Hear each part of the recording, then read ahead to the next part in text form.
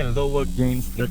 Here I am with another post-launch build video for Diablo 4, and this one is the 3.0 version of BIG GRIZZ, the werebear Pulverize build, which I've been playing for the last few days, leveling it to 70 something, and it is finally ready to be showcased.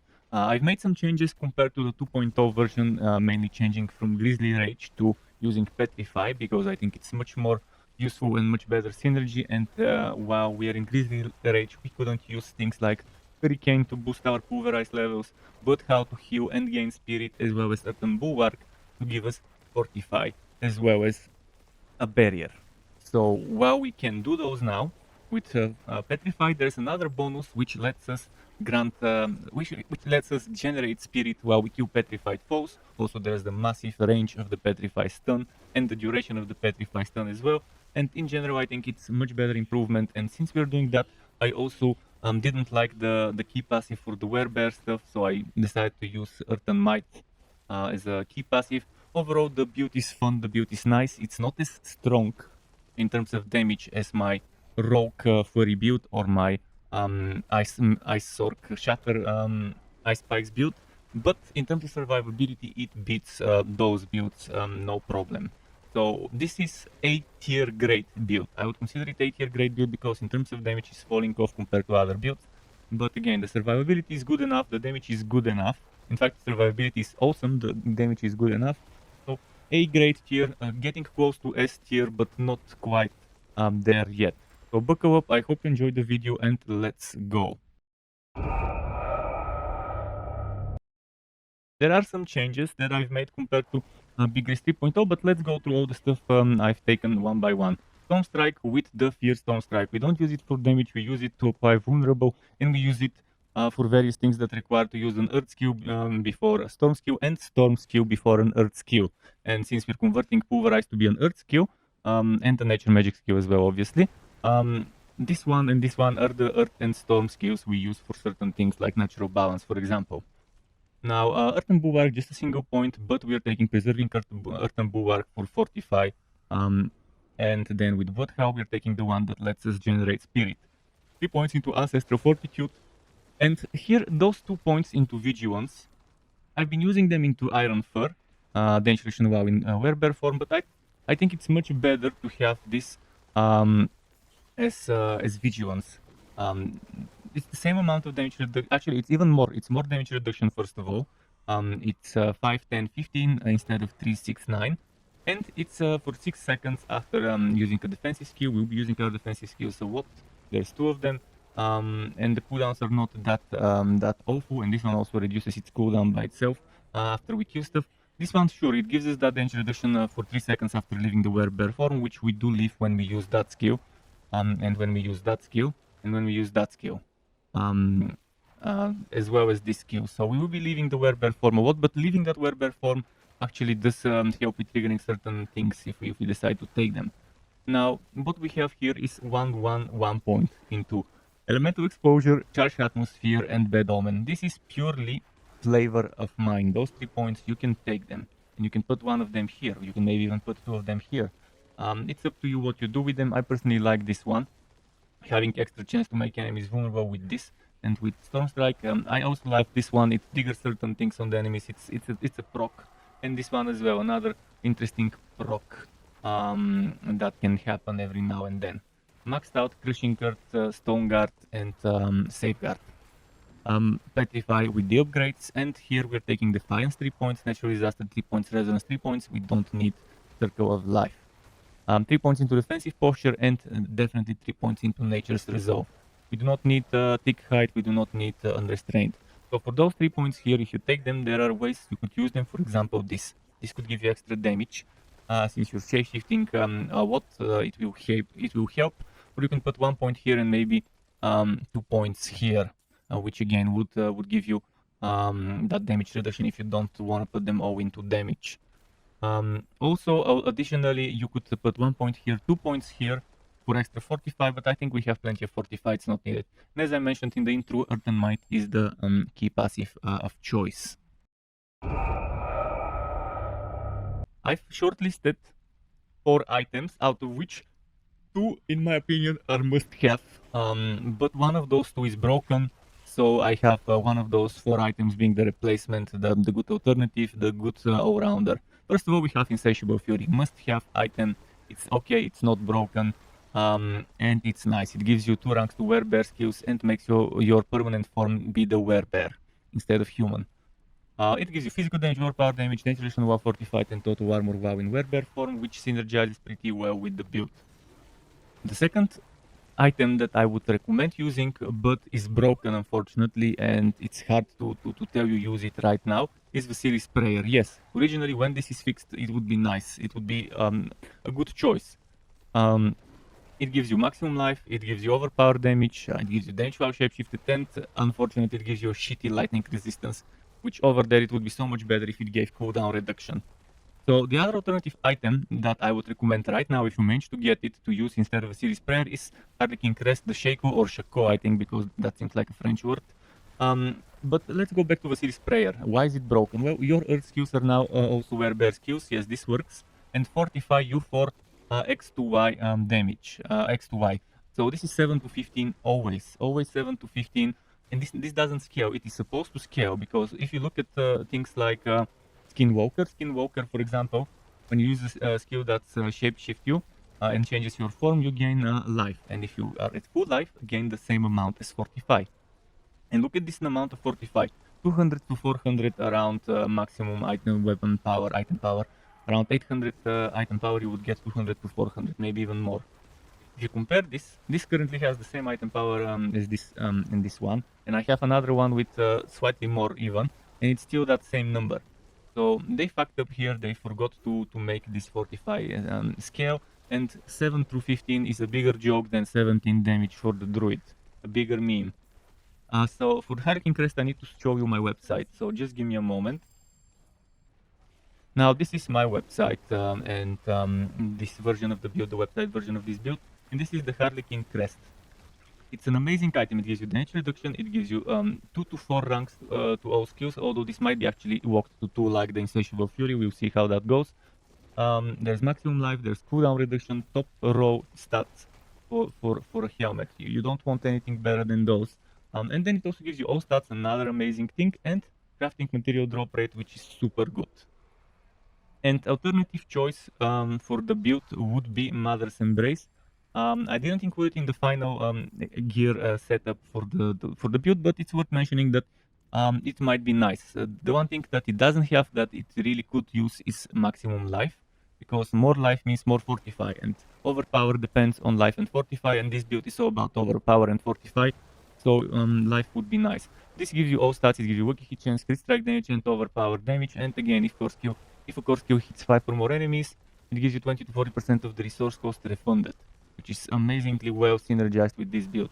A good alternative mention out there, especially if you get an Ancestral one, because you do get a regular one from Lilith the first time you beat her, but the stats would be low compared to a good road Ancestral one. For the legendary aspects, there are a few ones worth mentioning. I will mention first of all the ones that are in the final setup, and then the ones that aren't in the final setup. In order to do that, I think it's best if we go back to my website and show you the list I made there in the website version of this build. It's much easier if I read it from here. So on the helmet, aspect of Mending Stone, eventually will get replaced by Vasily Sprayer or Harlequin Crest. Right now I'm using Mending Stone and it synergizes very well with Skinwalker's aspect to keep us alive. And if I had to sacrifice one, which eventually you will have to sacrifice one of those aspects, I think Mending Stone is the one I would rather sacrifice than Skinwalker. Sure, we're losing a lot of that unstoppable duration. It might hurt, but I'd rather keep the healing, which transitions into Fortify as well. Ballistic aspect in the amulet, so it's plus 3 ranks. Plus 3 ranks to... when you have Fortify, your Earth skills gain plus 3 ranks, otherwise it will be plus 2, and that's one level to Fortify less. So I definitely suggest keeping that in there. Then in the chest, you could use Exploiter. There are other options you could use, but Exploiter I think is great until you get Insatiable Fury. Obviously, Insatiable Fury will be there, so Exploiter is just temporary. In the pants, we said Skinwalker, it's great. A Gloves aspect of the Earthen Horror, I'll show you all of those aspects in a moment. Boots, Stormshifter aspect, while Hurricane is active, shapeshifting skills gain plus 2 ranks.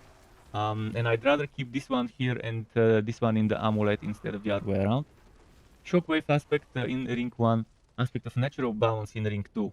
I prefer using one-handed offhand because of that massive cooldown reduction we can get, and the damage per second with a weapon is not that much compared to a well-rolled one-hander and an offhand. So nice power aspect in the one-hand weapon, and in the offhand aspect of retaliation. But if you do decide to use a two-handed weapon, you have to sacrifice one aspect and shift things around. And what do I recommend in the two-handed weapon? If you do use one of those three: Night Cover's aspect for extra crit chance, aspect of retaliation, which gives you extra. Your core skills deal up to 20 to 40% increased damage based on your amount of fortify. Obviously, this will become up to 80% if you have a top row, which is nice. And then aspect of natural balance, which again, it's pretty solid. It gives you casting a storm skill, grants your earth skills 30 to 45, which will become 60 to 90% crit strike damage for 4 seconds. And then casting an earth skill increases the crit strike chance of storm skills, which you don't really care much about, by 8 to 12% for 4 seconds. You care about the earth stuff there. It's a good synergy for the build, so what you would have to sacrifice, you would have to sacrifice something that you feel is not needed, and I'll leave that up to you to decide if you decide to go and use the two-hander weapon.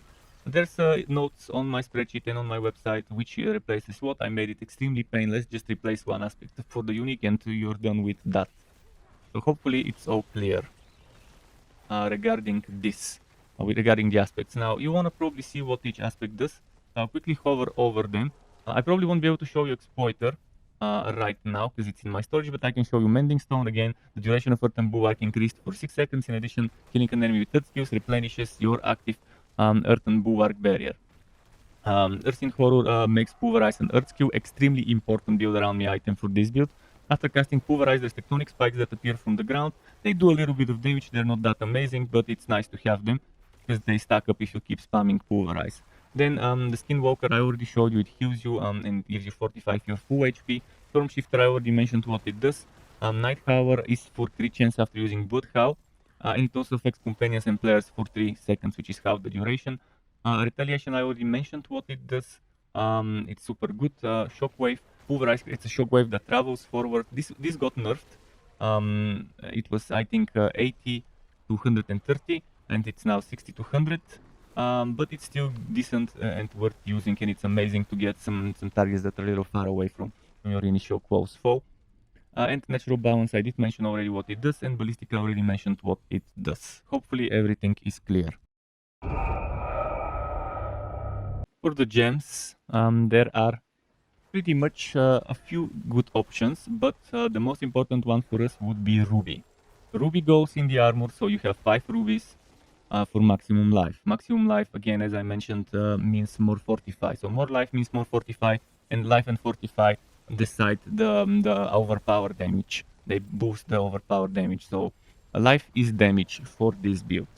And speaking of overpower, Ruby again for overpower in the weapon and offhand. I'll mention some alternative choices. In the weapon, you could use Emeralds for crit strike damage to vulnerable enemies. You could even use Sapphire for crit strike damage to crowd control enemies. Strongly not recommended to use that because again you can't crowd control bosses while you're crowd controlling others. Overpower is better. Overpower gives much bigger number, and it's just better for that build. In the amulet and rings, I would recommend our resistances. They will be seeing a rework in season 2. How resistances work. If you don't like that, if you think it's not as great, use skulls. Skulls could be nice. Armor goes pretty well. So use the best skills you can make in there and be done with it if you think the resistances are underwhelming the way they work right now. In the armor, in the helmet, I mean, maximum life and cooldown reduction are your priority. The better the maximum life, again, the better the damage. The better the cooldown reduction, the more you spam your different skills that give you survivability, crowd control, spirit, etc. So the better for us. So those are your top rows. After that, few with Dex and Int. Dex and Int are needed for the Paragons. Some of those yellow nodes require X amount of Dex, X amount of Int, so those are nice.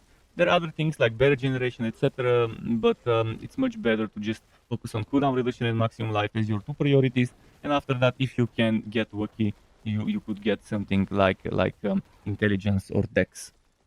for the armor, there isn't anything you need to worry about because we're using Insatiable Fury, but again, maximum life is priority there if you don't have Insatiable Fury.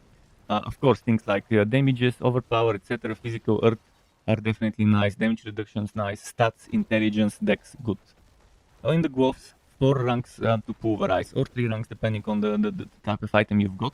But maximum, the amount of ranks to pulverize that you could get the maximum you can get from it. And after that, crit strike chance. So those are your top priorities. After that, again, fill with intelligence or dex to make sure you get all those bonuses from your Paragon Boards. There's other things like cooldown reduction, which is pretty nice, and it definitely fits well in there. It could be cooldown reduction or cooldown reduction to a certain skill category. Ideally, get the general. For the legs, maximum life, super important. After that, you can try to fill with intelligence or dex and maybe get some stuff like damage after killing an elite, which would be amazing. I think that would be good stuff for you to take. I mean, there's also damage reduction and stuff like that, but we already have plenty of survivability in there as it is. Boots, top row, movement speed. And after that, if you can get something like intelligence and all stats and spirit cost reduction, like this one, or dexterity and all stats, or intelligence and dex and spirit cost reduction, which would be the better case, that would be it. So you have to pay attention. Do you need more dex? Do you need more int? Would all stats be more convenient for you, considering it's like less than half of int or dex that could roll? But speed cost reduction is a good choice. But if you don't need it, again, get movement speed, int, dex, and all stats. Now, on the weapon, there are a lot of things you could get, but I would suggest try to get overpower damage. Mine is terribly bad rerolled. If you can get crit damage, overpower damage, crit damage with earth skills, crit chance if you can get, stuff like that. Damage to close enemies is nice. Obviously, you don't want like me damage over time, you don't want like me damage to SWAT enemies. Anything that has to do with the crowd control is not gonna work on a boss, so avoid it, like the plague. On the weapon, but try to get as much damages as possible. On the off hand, must have top tier, top choice cooldown reduction, ideally good road like the one you see here.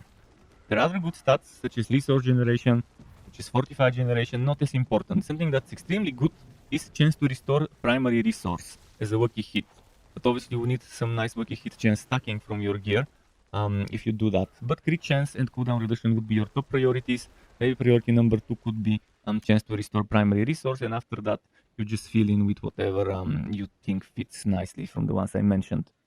Then on the rings, lucky hit chance is okay, obviously, especially if you have this lucky hit here, but crit chance would be my priority. Crit chance, and then after that maybe crit damage and HP. If you get the ring with good rolled HP, that's your top priority alongside crit chance. If you get crit chance and HP, you're happy. The rest, even if it sucks, you could maybe try and reroll one of them. If you get HP, good HP, try to reroll crit chance. If you get good crit chance, try to reroll HP. But don't overdo it with enchantment, because eventually it ends up extremely expensive. With the amulet, you want ideally cooldown reduction, and something like spirit cost reduction is nice. Sure, you could get passives to various ranks to various passives, that's nice as well. You could get various types of damages, but I would focus on getting cooldown reduction and, if possible, spirit cost reduction here as the top priorities, and damage can come next.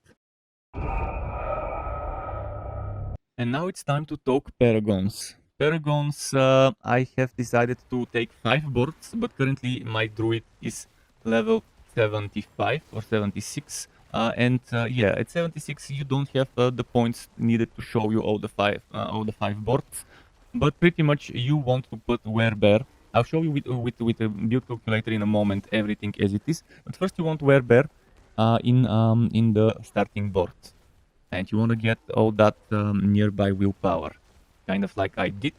Eventually you would want to end up with something that looks like that, taking the least amount of other stats and prioritizing taking dex as a way to reach the willpower or intelligence over strength. This is why we didn't take this point, and we took certain other things. We didn't take this one just to save points, because this one is connecting here. And again, eventually on the next board, I would suggest taking the Constricting Tendrils. You don't need it for the legendary, you need it because it gives you up to 49 dex within range of the glyph, and the glyph in choice is Spirit, which gives you for every 5 dex purchase within range, core skills deal X amount of increased crit strike damage. And also Crit Strike increase the damage an enemy takes for you by 2% for 20 seconds up to 12, where this one gives you gain 10 damage reduction while in werebear form as well.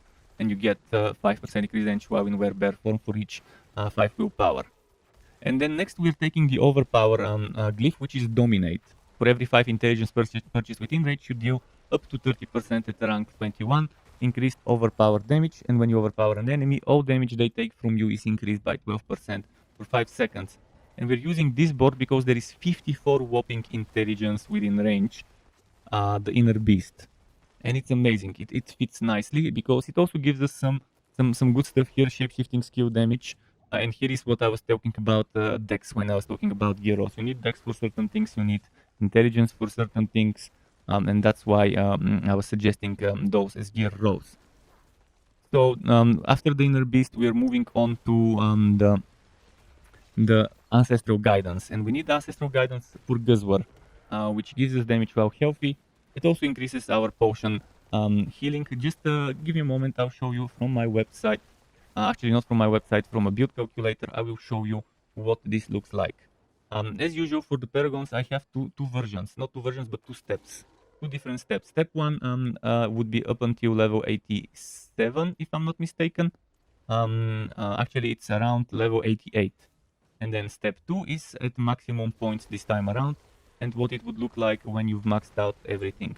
So this is the first step. It should be 174.5 Paragon points, but this calculator doesn't let me put boards here, like the way I did it on my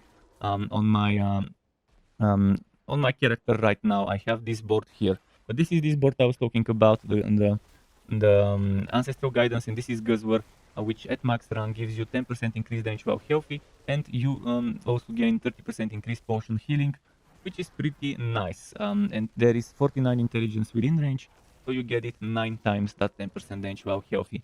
But most of all, you also get a lot of core skill damage here, which is amazing to get that 21 plus 14 plus another 14 core skill damage. And you don't need this cluster, but what you can get here is there is a cluster below it which gives you core skill damage, basic skill damage, and more core skill damage, and more core skill damage, and some basic skill damage. You don't need the basic skill damage, so you could maybe save that point. It's not needed if you don't want it. And after that is time for step 2, which would mean rotating this a little. You don't need to rotate it the way I did it. You could just keep it that way. You can just put those points here. But for the sake of the build calculator, I had to rotate. If you want to rotate, you would have to respect, so you don't need to do it yourself. This is what it looks like.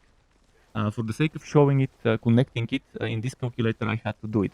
But what you could do is you could keep this board down here, and you could just connect this board up here by rotating that board in such a way, like it needs to be rotated that way. This needs to go there. This needs to be rotated this way and down here. But again, with this build calculator, it's a little weird because it doesn't let us put stuff in this area here.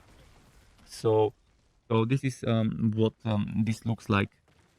So you're connecting this board next to that cluster, next to the life and armor cluster, and you're taking that life and armor because life is damage, because later you want to get this crit damage and physical damage. You're taking this here and you're putting exploit in the survival instincts board. You're taking this armor wow in werebear form on the way to it, and all the dex, because this is every 5 dex is needed to deal damage to vulnerable targets, and when the enemy is damaged by you, they become vulnerable for 3 seconds. This cannot happen more than once every 20 seconds per enemy. 10 damage wow in werebear form, more damage wow in werebear form, another 5.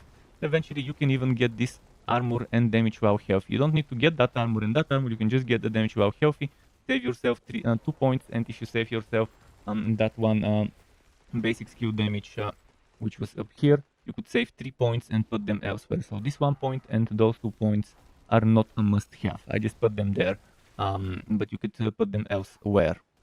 And over there we have this overpower damage, which is important. Werebear damage, overpower damage, so you get 10 werebear damage up to another 10 if you meet the requirement. Werebear damage and another 10, actually, yeah, another 15. So 15, 25, 35 werebear skill damage, then 30 overpower and another 30, 60 overpower damage you can get from here, which is super solid synergy. And again, you have this cluster here for attack speed, intelligence, you have this cluster here for life and armor, this cluster here for crit strike damage, physical damage, this cluster here for core skill damage, basic skill damage, this cluster here for damage to elites, nature magic skill damage, and That's a lot of good skill clusters to take. So if you have any questions, ask them in the comments. I'd like to hear from you. And in fact, I prefer to hear from you. To get notified when I upload more content like this one or other builds and guides for Wooter and not so Wooter games, you can subscribe to my channel and hit that bell button to not miss out on notifications. As well as keep in mind there's something called memberships on YouTube, which lets you be a paying member for my channel to get access to perks such as emotes and badges made by me, as well as the option to get one-on-one tutoring for the very basics of Adobe Photoshop, Premiere and After Effects. And memberships can be cancelled at any time if you no longer wanna be a member. Thanks for watching all the way until the end, Struck Web. Keep it cool until next time and goodbye.